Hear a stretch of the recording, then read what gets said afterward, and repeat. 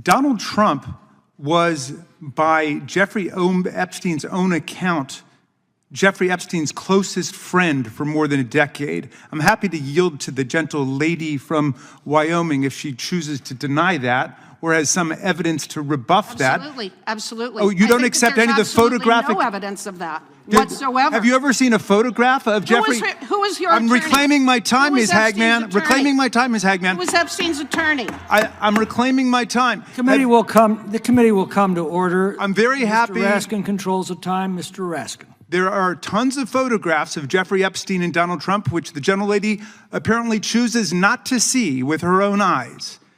There's lots of video. What's the last date of There's lots of video evidence of it. They were best friends for more than a decade. Okay? You will find a lot of stuff out. If you are hinging your case on the idea that Donald Trump didn't know Jeffrey Epstein, you are in for a very serious public collapse, if that's your argument. Welcome back to Britain Exposed. A congressional hearing suddenly turned explosive after Jamie Raskin challenged a Republican lawmaker over Donald Trump's reported connection to Jeffrey Epstein, and things got heated fast. Raskin pushed back hard after attempts to dismiss Trump's long-publicized association with Epstein, pointing to photographs and years of public appearances together. As interruptions broke out, he repeatedly reclaimed his time and made it clear. Denying the connection entirely was an argument he believed wouldn't hold up. And that's when the hearing really started to spiral. But before we dive into the full story, comment where you're watching from. And don't forget to like and subscribe so you never miss the next one. Let's watch this. Time has expired. Further discussion, Ms. Hagman. Just very briefly, I think that the Epstein files have now been mentioned upwards of 20 times during the course of this markup today, when what we're focusing on is whether we need to adopt a law to prevent men from participating in women's athletics. One person even made the accusation that there is this whole slew of powerful men who have been covering for Jeffrey Epstein and their abusers. Well, you want to know who actually ran cover for Epstein? Who actually covered for the abuser? Do you want to know who actually protected Jeffrey Epstein? Well, her name is Stacey Plaskett, and she is a Democrat representative from the Virgin Islands. So if you want to go in and look at the Epstein files, why don't you go ahead and do a word search for Stacey Plaskett, representative from the Virgin Islands, the woman who was Jeffrey Epstein's fixer.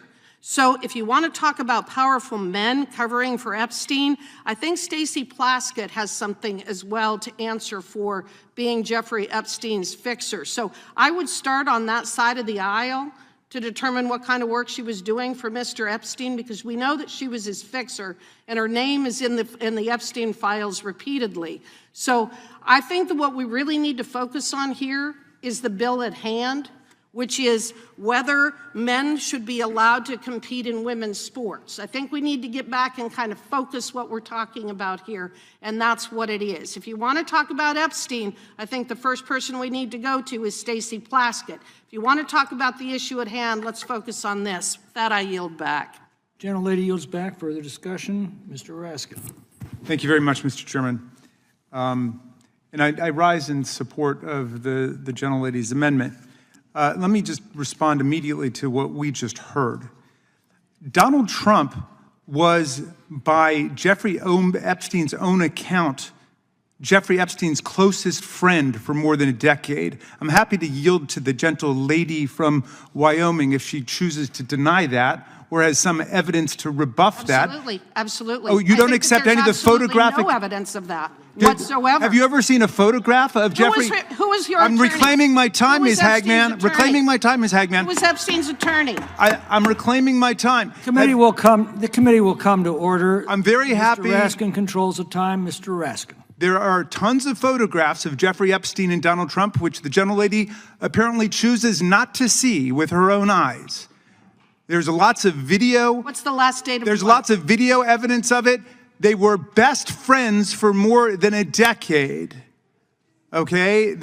You will find a lot of stuff out. If you are hinging your case on the idea that Donald Trump didn't know Jeffrey Epstein, you are in for a very serious public collapse, if that's your argument, as this comes forward. That wasn't my you argument. Cannot compare. My argument is about Stacey Plaskett. Excuse me, I'd like my time restored, okay? The committee will be in order. Mr. Raskin controls the time, and he has not yielded.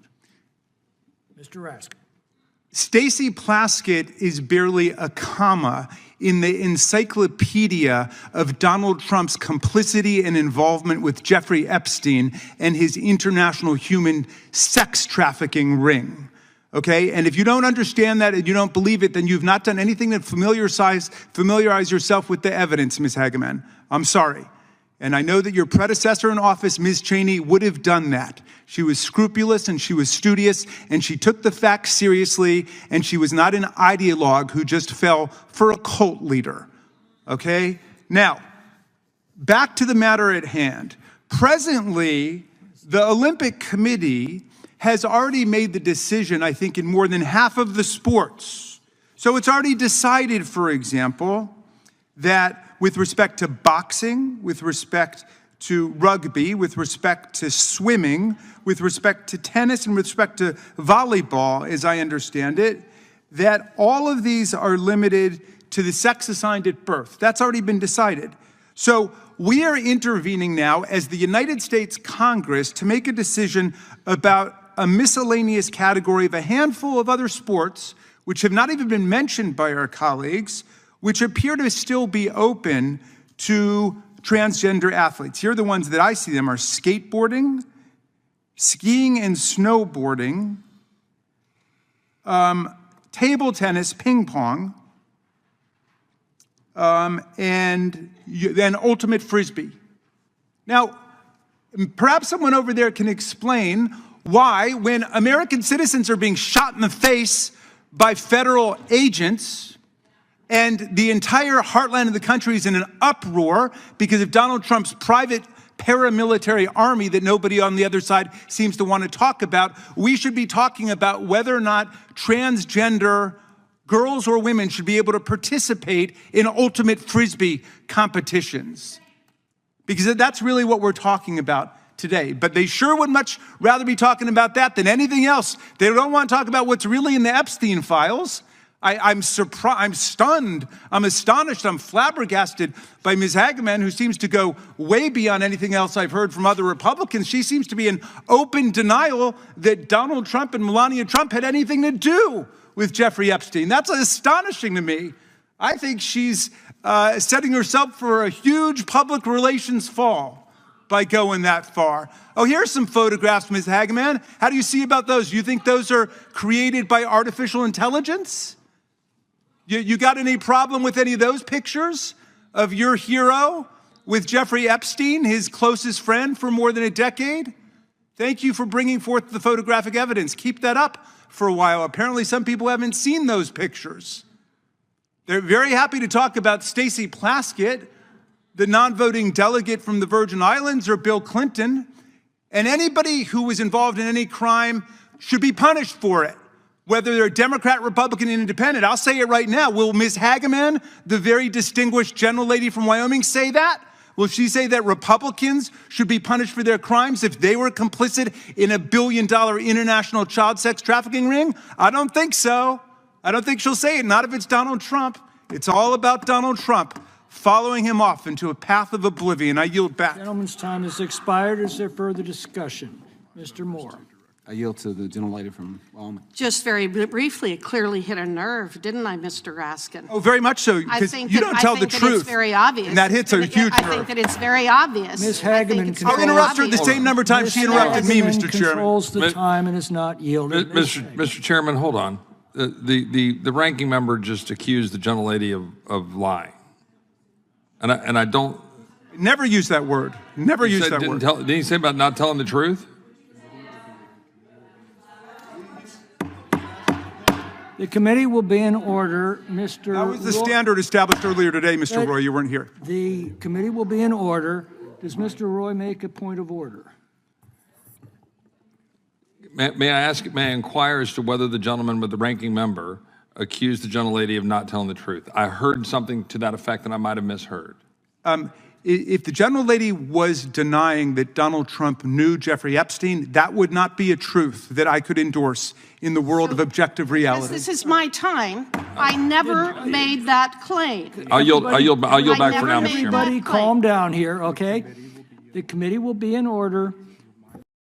And just when it looked like the hearing couldn't get any more chaotic, the tension somehow went up another level. After Jamie Raskin spent several minutes aggressively pushing back, Republicans tried to turn the focus onto his remarks, accusing him of crossing a line. But even in the middle of the interruptions, Raskin refused to completely back away from his central argument. What really stood out here was how quickly the conversation shifted from policy to pure political damage control.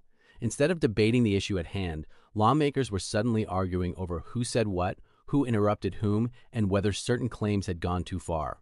Meanwhile, the room was practically begging for order as members talked over one another and the chair struggled to calm things down. And in many ways, that tells you everything about this moment. What started as a committee hearing turned into a full political clash over loyalty, accountability, and a debate neither side seemed willing to let go of. But what do you think? Did Jamie Raskin expose a weak argument, or did the hearing go completely off the rails? Let me know in the comments below, and don't forget to like and subscribe for more interesting videos like this.